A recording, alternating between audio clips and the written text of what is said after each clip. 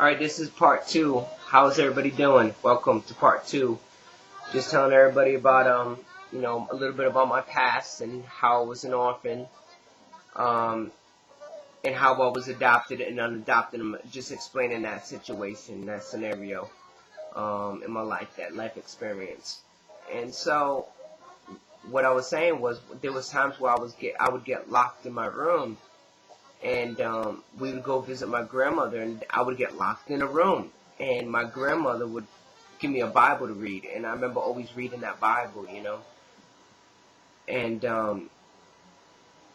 she was a very special woman. I think my grandma was very special. I would read that, and I would find hope in that. And I remember crying on my knees, God, get me out of this house.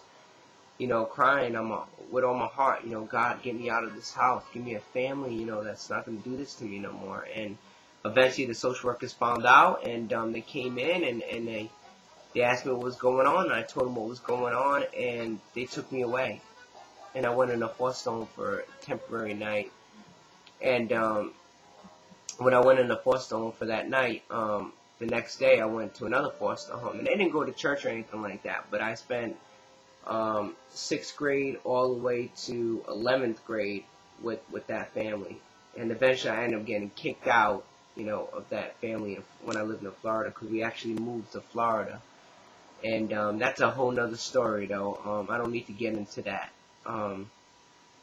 But, so that's some of the things that happened. That's a small part of the story that happened, And what I want to say is to everybody that's maybe been through what I've been through foster homes, been to group homes, been to shelters, been adopted, unadopted, if that's ever happened to any of you before, and the world looks at you like, you know what, there's nothing going to come out of your life, you're just another statistic.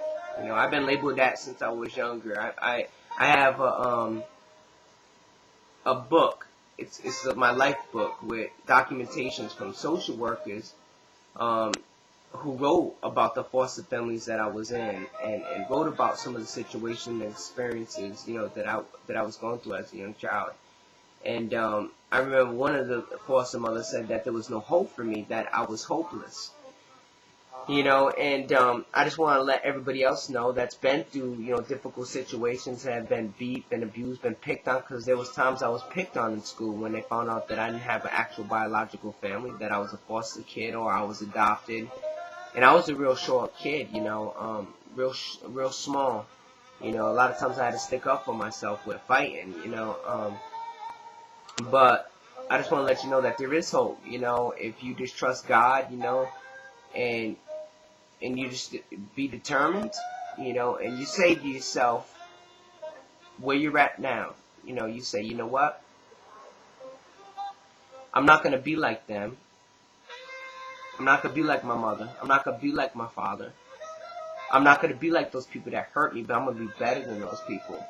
If you put that in your mind and you put that in your heart, and you do trust God, you do hope in Him, He can actually help you, and you don't have to give in. You don't have to listen to those lies, because that's the lie of the enemy, and I believe that's the lie of the devil.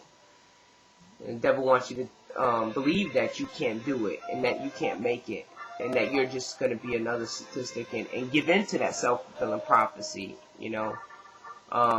But I just want to let you know, Bubbla wants to let you know that you don't have to. You don't have to. So what I'm going to talk about now is I want to talk about how I found my mother. And that's a very, very good story. I was in the military during this time. It was like 2001. And I was with a unit 2-5 out of San Mateo. And during this time, we were supposed to be deployed on a UDP to Okinawa for 6 months. So what my job was I was a medic attached to the Marine Infantry.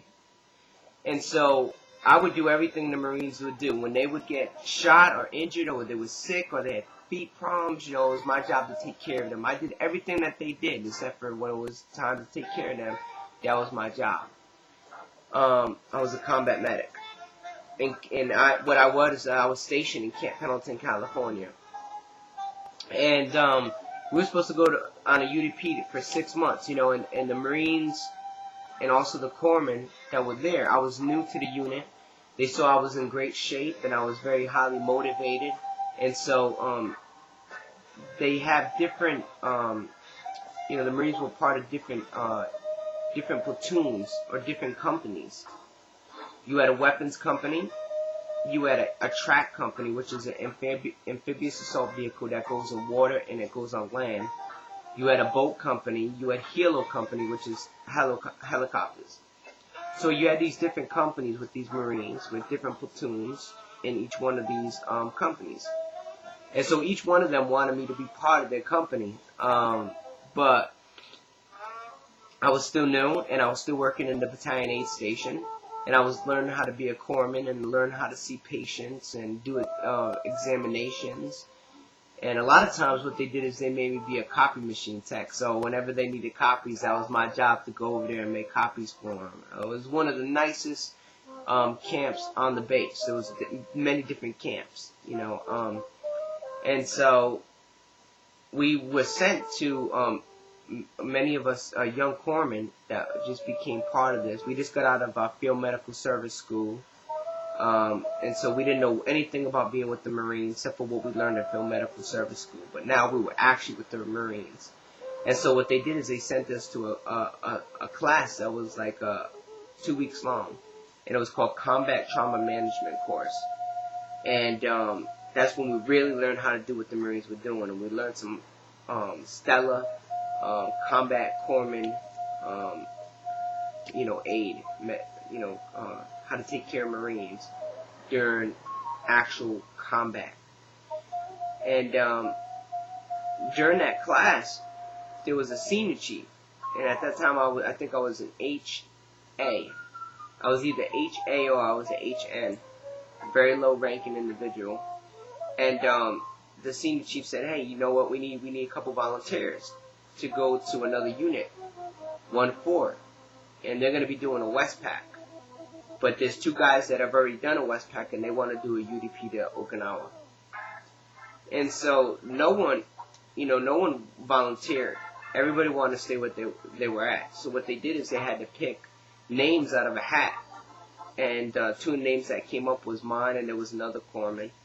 And but later on they're like, hey, you know what? We're going to try to get somebody else because we want to keep you guys, So I only thought it was fair that I go. And later on I made the decision, I want to go. I'll go on the Westpac. It'll probably be better. I'll be able to see more countries and than just Okinawa, Japan. And so I volunteered. And I only felt like it was fair to go. And so we're going to have to go to part 3. So stand by, guys.